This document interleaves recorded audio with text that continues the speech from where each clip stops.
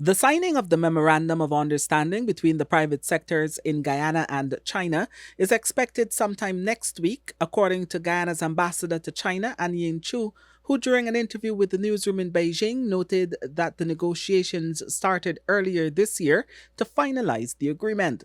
The agreement will basically facilitate increased engagements and dialogue between the private sectors of both countries. Ambassador Chu explained that the discussions were led by the Chinese embassy in Guyana, the Private Sector Commission, the Guyana Office for Investment, and the Ministry of Tourism, Industry and Commerce. And I think that both sides have done a lot of work in terms of ensuring that, the terms and conditions, that enabling environment is in place to facilitate the sort of dialogues that we would want between our two private sectors. Cooperation between Guyana and China encompasses many sectors, including infrastructure, agriculture, education, health, information communications technology, private investments, sport, trade, transportation, and culture. But Ambassador Chu believes that there exists a vast potential to increase trade, especially in the non traditional sectors.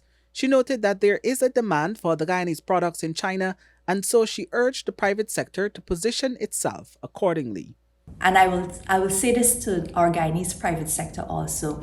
We have to understand that the Chinese market is a little bit different from your traditional North American and European market. The Chinese market is very, very large.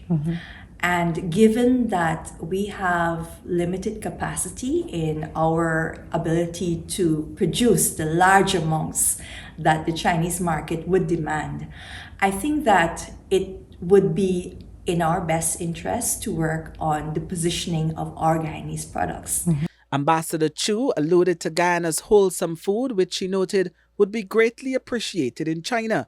She pointed out that Guyana's agricultural products would be accepted in China because they grow in a pollution free environment with rich soil and minimum use of fertilizers and chemicals.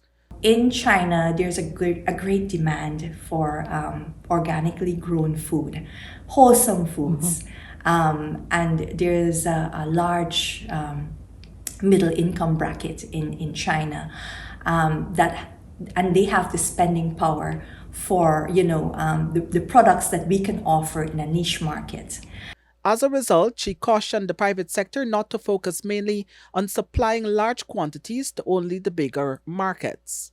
So I think that there's a lot of potential for Guyanese products in China, but we have to position our products in such a way that we're not interested in the large quantities of supplying the large quantities, but in that we're interested in that niche market that would match our production capabilities and the quality of our products.